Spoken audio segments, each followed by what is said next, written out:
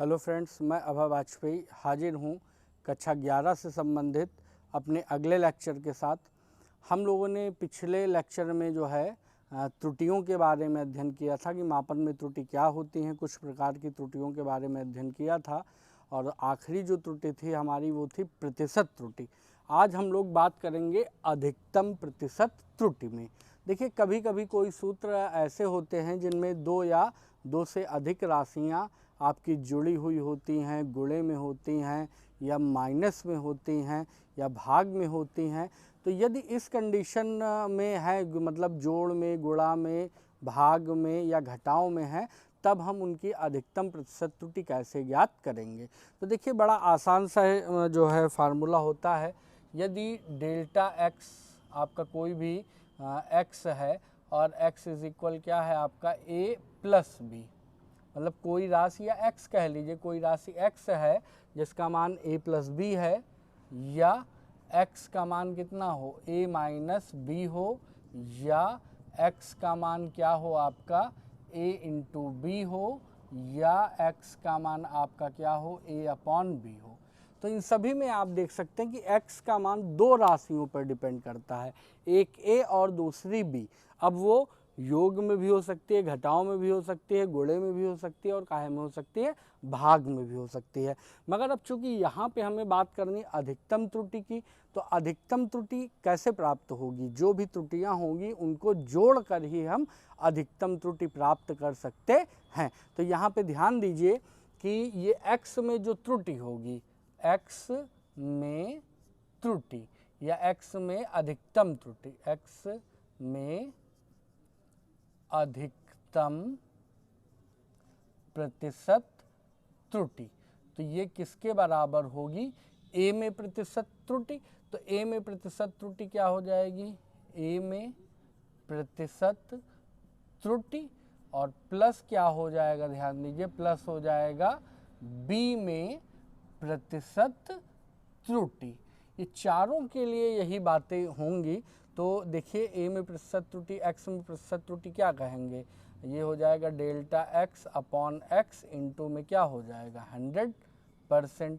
तो ये किसके बराबर हो जाएगा?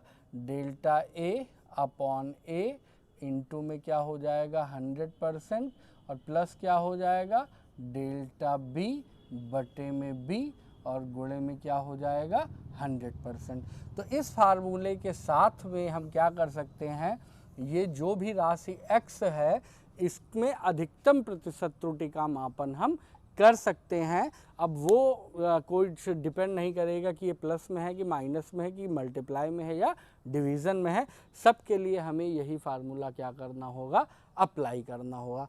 अब एक प्रकार की राशि और बचती है जिसमें अधिकतम त्रुटि आपसे पूछी जा सकती है। जैसे मान लीजिए कोई राशि आपकी दी हुई है p is equal A square into या ए क्यूब बी स्क्वायर और अपॉन में क्या दे दिया जाए, c दे दिया जाए। तो अब इस प्रकार की राशि में p में अधिकतम त्रुटि पूछ ले। यदि p बराबर इतना हो तब p में अधिकतम त्रुटि, तो p में अधिकतम त्रुटि आप देखिए कैसे निकालेंगे हम अधिकतम त्रुटि। तो यहाँ पर ध्यान दीजिए, ये आपका p में अधिकतम त्रुटि या प्रतिशत त्रुटि delta p upon p into में क्या हो जाएगा 100%। तो ये बराबर हो जाएगा, ये यहाँ पे यही होगा delta a upon a into में क्या हो जाएगा 100 और परसेंट। बस इसके साथ में क्या होगा, ज़रा ध्यान दीजिए, ये इसकी जो घात है भाई a का a क्यूब का मतलब a गुणे a, तो ये चीज़ आप चाहे 3 बार लिख दीजिए और चाहे 3 से इसमें क्या कर दीजिए, गुणा कर दीजिए। फिर ज़रा ध्यान दीजिए, प्लस b की घात 2 है तो 2 इंटू क्या हो जाएगा delta b upon b into में क्या हो जाएगा 100 और फिर क्या हो जाएगा c, तो c के ऊपर कोई घात है नहीं तो डेल्टा c अपॉन c और इंटू में क्या हो जाना है 100। तो इस प्रकार से ये जो फार्मूला है, ये फार्मूला हमें p में अधिकतम त्रुटि क्या करेगा, प्रदान करेगा। इसका सीधा सा मतलब है कि कोई भी अगर फार्मूला है और फार्मूले में अधिकतम त्रुटि पूछी जा रही है तो फार्मूले में जो ये आपकी राशियां हैं उनका हम प्रतिशत मान निकालेंगे या प्रतिशत त्रुटि, और उनके ऊपर जितनी घातें होंगी उन घातों से हम उन्हें क्या कर देंगे, गुणा कर देंगे। गुणा करने के बाद सभी को जोड़ लेंगे। तो इस प्रकार से हमें इनका क्या होगा, अधिकतम प्रतिशत त्रुटि का मान ज्ञात हो जाएगा। हमारा जो अगला टॉपिक है वो है मापन की यथार्थता। आप यथार्थता का मतलब समझते हैं, यथार्थता का मतलब सत्य। तो यहाँ पर भौतिकी में यथार्थता का क्या मतलब है कि हमने किसी वस्तु का जो मान मापा है, अर्थात किसी वस्तु का जो मापन किया है, तो मापन में जो हमें मान प्राप्त हुआ है वह मान उसके सत्य या कह लीजिए कि वास्तविक मान या शुद्ध मान के कितना निकट है। तो मापी गई माप का शुद्ध माप से निकटता का जो संबंध है, वो संबंध जो राशि प्रदर्शित करती है उसे ही हम कहते हैं मापन की यथार्थता। और ये मापन की जो यथार्थता होती है ये आपकी इन्वर्सली प्रोपोर्शनल होती है। यथार्थता इज इन्वर्सली प्रोपोर्शनल टू प्रतिशत त्रुटि। इसका मतलब क्या है कि किसी भी वस्तु का प्रतिशत त्रुटि जितनी क्या होगी, ज़्यादा होगी, उसकी यथार्थता उतनी ही क्या हो जाएगी, ये विलोम संबंध है। ये ज़्यादा होगा तो यथार्थता कम हो जाएगी, और ये कम होगा तो यथार्थता क्या हो जाएगी, ज़्यादा हो जाएगी। मतलब प्रतिशत त्रुटि जितनी कम होगी उसकी यथार्थता उतनी ज़्यादा। तो जाहिर सी बात है भाई, जब आपने मापन में जितनी कम त्रुटि आप करेंगे उसका मान यथार्थता के उतना ही क्या होगा, निकट होगा।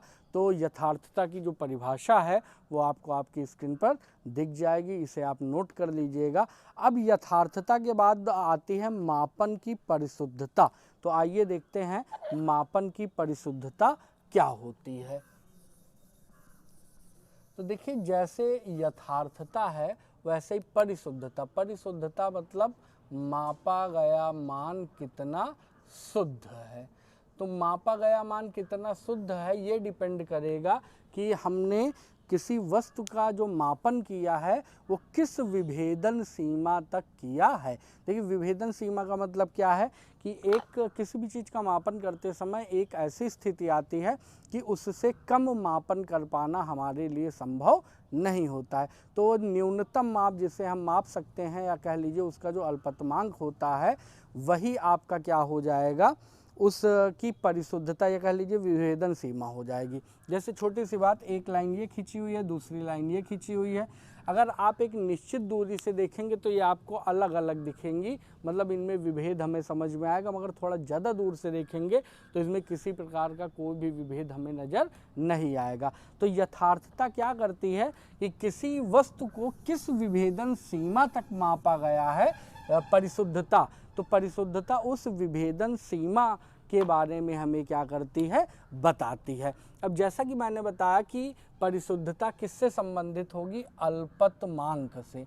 तो परिशुद्धता जो होती है वो आपकी इन्वर्सली प्रोपोर्शनल टू होती है अल्पतमांक। इसका मतलब क्या कि किसी भी वस्तु का, किसी भी यंत्र का अल्पतमांक जितना ज़्यादा होगा उसकी परिशुद्धता उतनी ही कम होगी, और किसी भी वस्तु का अल्पतमांक जितना कम होगा, अर्थात जितनी सूक्ष्म दूरी वो क्या कर सकती है, मापन कर सकती है, उसकी परिशुद्धता का मान उतना ही क्या होगा, अधिक होगा। तो परिशुद्धता से संबंधित परिभाषा आपको आपके स्क्रीन पर दिख जाएगी, इसे आप नोट कर लीजिएगा। तो जल्द ही हाजिर होंगे हम अपने अगले टॉपिक की ओर। तब तक के लिए धन्यवाद।